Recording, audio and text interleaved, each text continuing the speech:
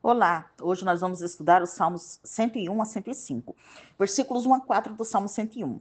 O Salmo abre com a declaração do firme compromisso do rei de viver em fidelidade à aliança. Ele diz: quero, com sabedoria, refletir no caminho da perfeição.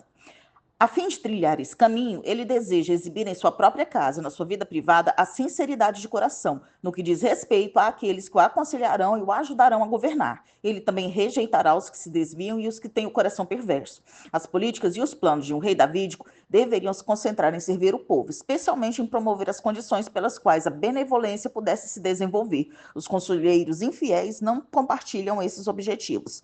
Versículos 5 a 8. O rei deveria promover a fidelidade entre o povo, e isso inclui proteger os membros mais fracos daqueles que desejam prejudicá-los. O rei pode fazer isso pelas vias judiciais contra aqueles que quebram leis específicas. Quando alguém às escondidas calunia o próximo, o rei pode destruir o malfeitor por proferir uma sentença contra ele.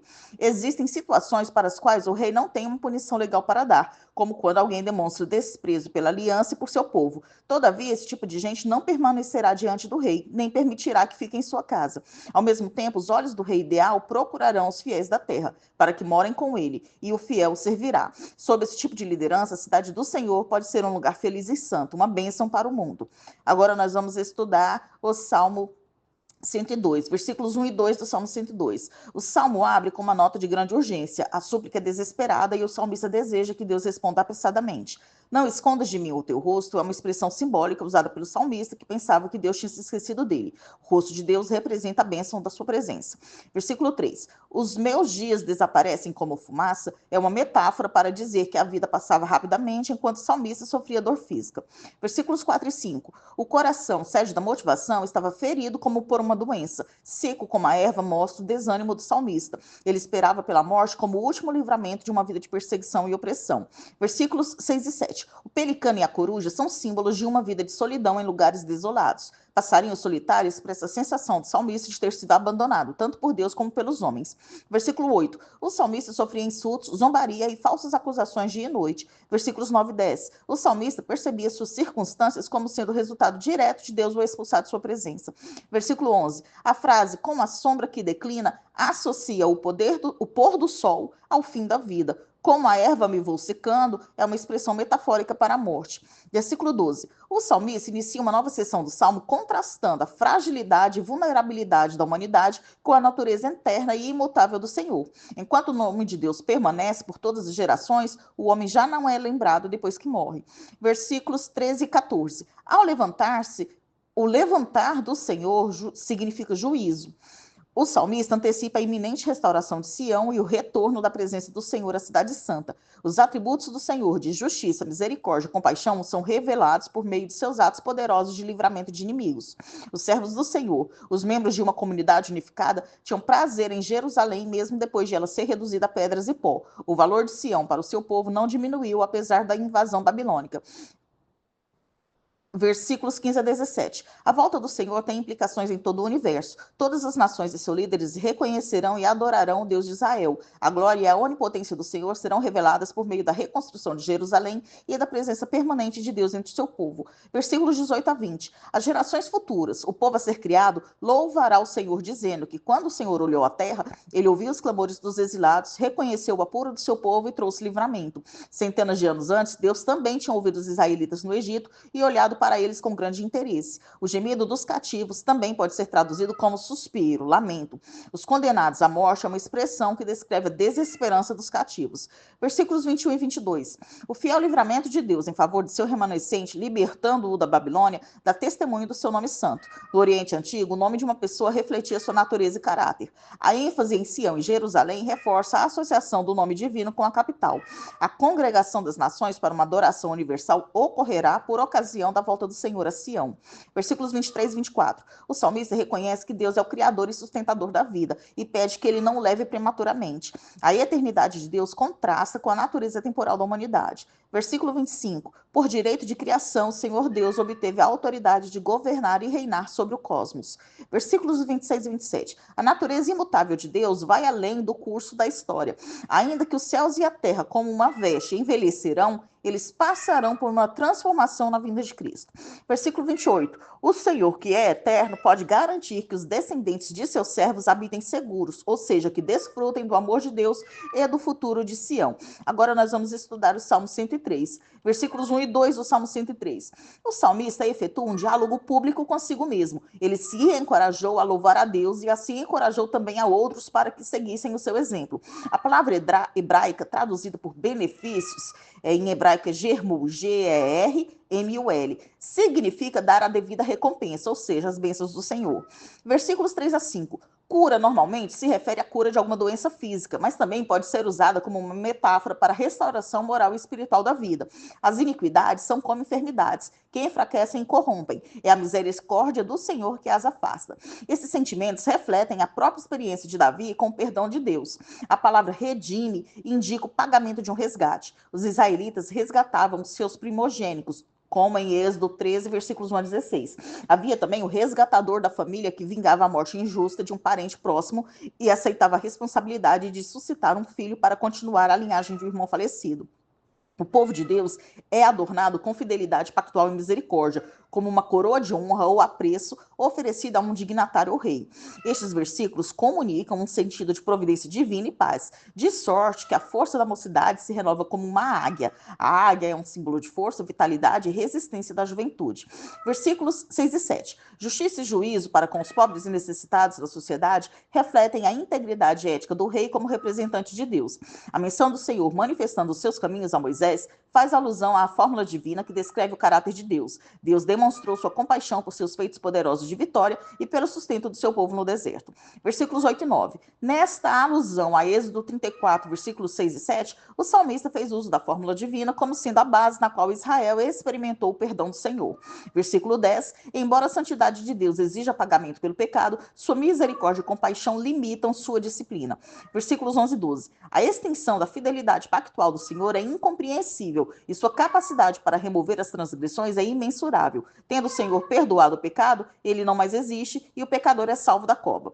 Versículo 13. Um pai piedoso disciplina seu filho não por maldade, e sim porque o ama. O Senhor demonstra misericórdia e compaixão para com seus filhos, perdoando seus pecados e abençoando-os, apesar da fraqueza deles.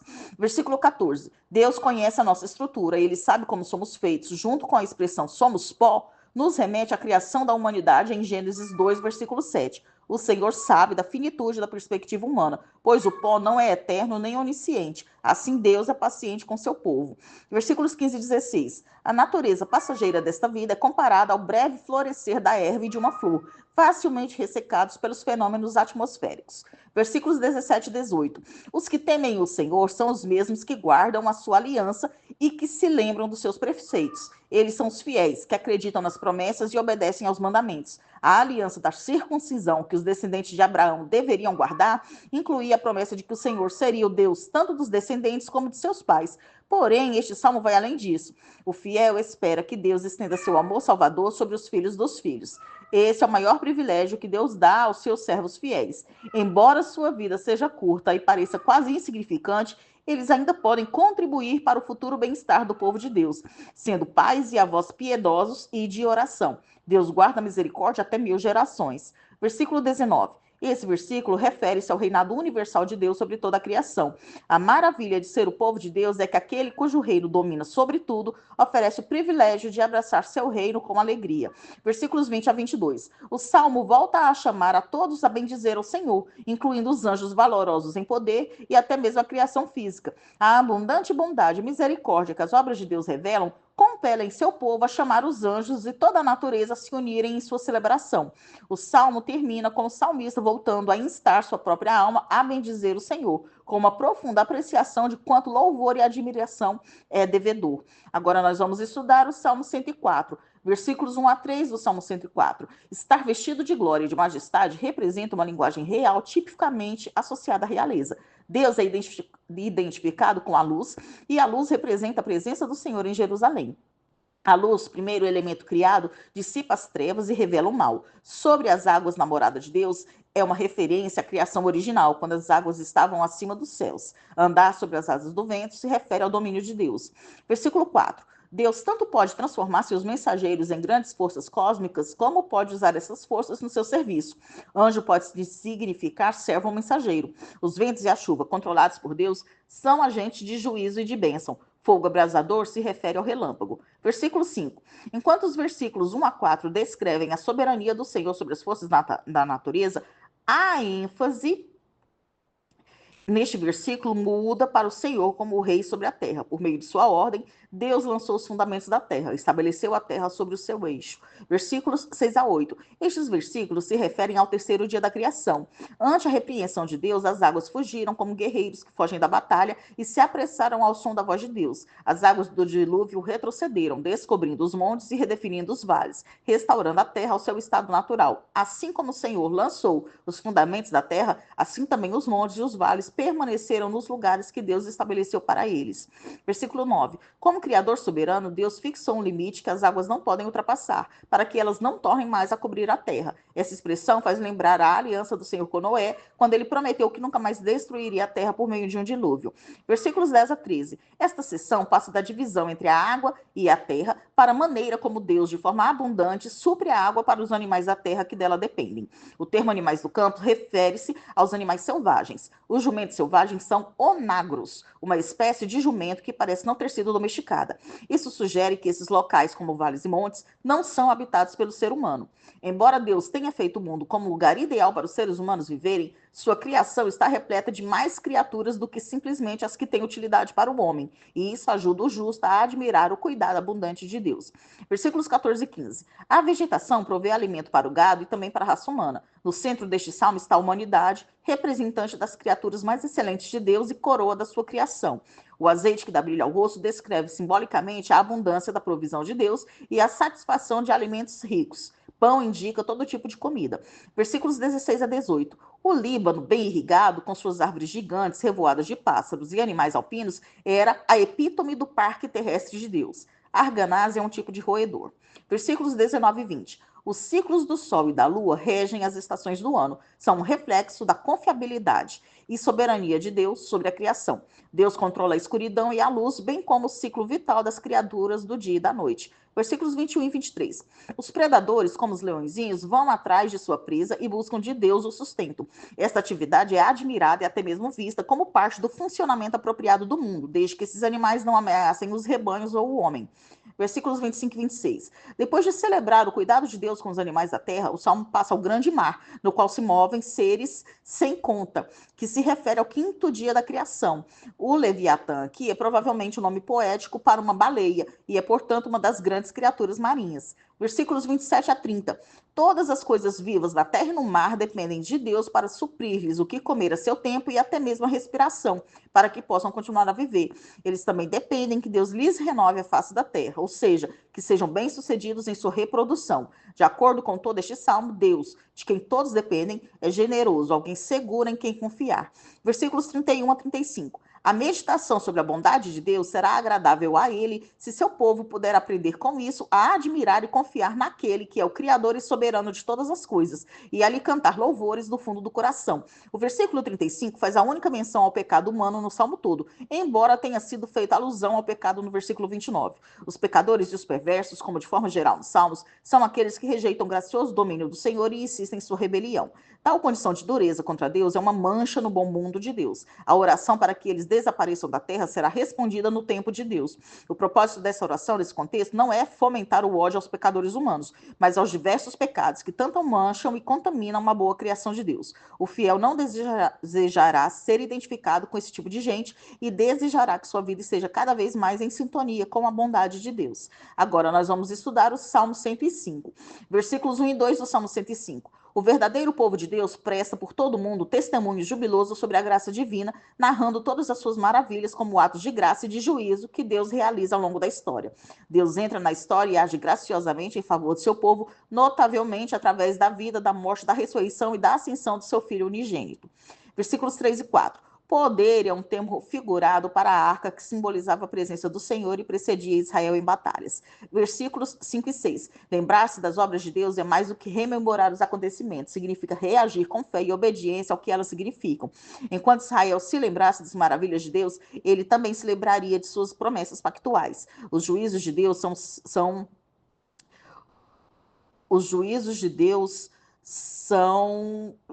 justos. A tríplice promessa pactual feita aos patriarcas, que são descendência, terra e bênção, se cumpriu em Israel, os escolhidos de Deus. Os descendentes de Abraão e Isaque constituíam o povo eleito de Deus que gozava das bênçãos da prosperidade na terra designada pelo Senhor. Versículos 7 a 11. Como Deus soberano, o Senhor confirmou a aliança com Israel, concentrando-se especificamente na terra como sendo a herança de Israel. Versículos 12 a 15. O salmista esboçou o nascimento e o crescimento da nação de Israel desde a época dos patriarcas, povo nômade que percorreu toda a Canaã. Repreendeu reis se refere à proteção divina de Sara em relação a Faraó, em Gênesis 12, versículo 17, e de Sara e Rebeca em relação a Abimeleque, em Gênesis 20, versículo 13, e em Gênesis 26, versículo 11, respectivamente. Os ungidos de Deus incluem reis, sacerdotes e profetas. Todos esses recebiam unção numa cerimônia de dedicação. Versículos 16 a 23. Nesta sessão, temos o relato de José em Gênesis 39 até 41. Deus enviou José ao Egito antes da fome para alimentar sua família, ou seja, Deus planejou desde antes. José passou da casa de Potifar como escravo para a prisão, onde interpretou sonhos. Então ele se tornou o próximo no comando depois de Faraó. Seguindo as palavras de José, em Gênesis 50, versículo 20, o Salmo interpreta a forma pela qual foi vendido como escravo, mas então ascendeu ao poder no Egito como uma expressão do cuidado fiel de Deus para com seu povo. Versículo 25. Deus trouxe a desgraça aparente a fim de prosseguir com seus desígnios graciosos. Este salmo enfatiza o controle soberano de Deus de todas as pessoas e todos os eventos na história de Israel, inclusive aqueles que à época pareciam ruins. Versículos 26 a 36. Aqui começa a história do êxodo do Egito. Moisés e Arão eram servos de Deus, escolhidos por ele, munidos de poder e revestidos de obediência à palavra de Deus. O salmista relata algumas das pragas no Egito que permitiram a saída do povo do Senhor. O salmista lista fora de ordem a praga das trevas, porque esse foi o primeiro sinal que levou o Egito a reconhecer o poder do Senhor. As demais pragas foram as águas em sangue, em Êxodo 7, versículos 14 a 24, as rãs, em Êxodo 8, versículos 5 a 15, as moscas e piolhos, em Êxodo 8, versículos 16 a 19, a chuva de pedras, em Êxodo 9, versículos 3 a 35, e os gafanhotos que consumiram toda a vegetação, em Êxodo 10, versículos 1 a 20, culminando na morte dos primogênitos do Egito, em Êxodo 11, versículos 1 a 10. O primogênito representava o vigor e a força da família. Na cultura egípcia, Faraó e o seu primogênito alegavam ter a posição de divindade. Versículo 39. A nuvem e o fogo se referem às colunas de nuvem e de que guiaram os israelitas em toda a sua peregrinação no deserto. Versículos 40 a 42. O Senhor proveu cordonizes quando os israelitas se queixaram em relação ao maná do céu, em Êxodo 16, versículo 4. E também lhes deu águas de uma rocha, em Êxodo 17, versículos 1 a 7. A provisão de Deus para o seu povo reflete sua fidelidade ao pacto feito a princípio com Abraão. Versículos 44 e 45. As terras das nações é uma referência a Canaã, na qual havia povos ímpios que mereciam o juízo. Israel derrotou esses povos e habitou em suas cidades, consumiu suas colheitas e se apossou de seus rebanhos. O propósito da proteção e provisão do Senhor era motivar Israel a manter um relacionamento com ele por meio de sua obediência. Nós terminamos aqui o estudo do Salmo 101 a 105.